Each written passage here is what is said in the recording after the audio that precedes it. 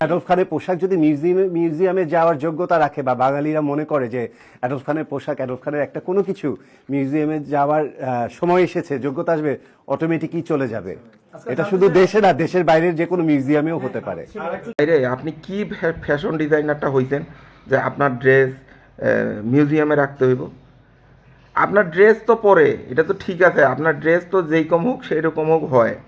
আপনার ভাই, আপনি টিকটক বানায়েন না, আপনি ইউটিউবে কন্টেন্ট বানায়েন না। আপনি মেয়ে না ছেলে আমি এখনও শিওর না। এটা জেনেটিক্যালি হয়তো বা মানে হরমোনের জেনেটিক্যালি এটা হয়তো হরমোনগত দিক থেকে আপনি হয়তো একটু এইরকম, কিন্তু আমি কিন্তু শিওর না আপনি ছেলে না মেয়ে। আর দ্বিতীয়ত, আলতু ফালতু কথা বাদ দেন, এরকম করে মার্কেট অনেক পাইছেন।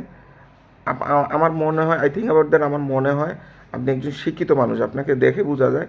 তো এই ছেঁচলামি বা মানে এইরকম জিনিসগুলা, ছেঁচলামিগুলো বাদ দিয়ে ভালো কিছু করা ট্রাই করেন, অবশ্যই মিউজিয়ামে যাবে। কিন্তু এই যে এখন যেই করতেছেন ড্রেস, নাচ, বলিউডেও যাবে না, আর আপনার কখনো মিউজিয়ামেও যাবে না, এই এক্সপেকটেশন বাদ দেন। টিকটক থাকি কইরা কয়েকটা মানুষ আপনাকে ওই টিকটকে ডাকছে দোকান খোলার জন্য আর ইউটিউব করার জন্য, কন্টেন্ট ক্রিয়েট করার জন্য, আর কয়েকটা জায়গায় যাইয়া নাচানাচি, বান্দরের মতো নাচানাচি কুদ্দাকুদ্দি কইরা আপনি মনে করছেন যে আপনি ফ্যাশন ডিজাইনার হয়ে গেছেন আর এই করছেন, অনেক কিছু করে ফেলছেন, কিচ্ছু করেন নাই।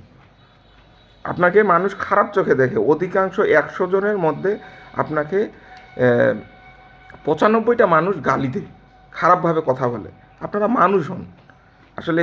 এইগুলো কখনো মানে কি বলবো, এখানে ইউটিউবার বা কন্টেন্ট ক্রিয়েটর এইগুলো না, সুন্দর করে করেন জিনিসগুলা, ভালো হয়। আর আপনাকে আমি গালিও দিতেছি না বা বলতেছি না যে আসলে আপনি মনে হয় শিক্ষিত মানুষ, আমার মনে হয়েছে আর কি। তো আমি এই জন্য আপনাকে কিছু বলছি না, কিন্তু আপনি চেঞ্জ হন, চেঞ্জ হওয়া দরকার। আর মিউজিয়াম, আপনি কে রে ভাই যে আপনার মিউজিয়ামে আপনার ড্রেস রাখবে? আপনি কে?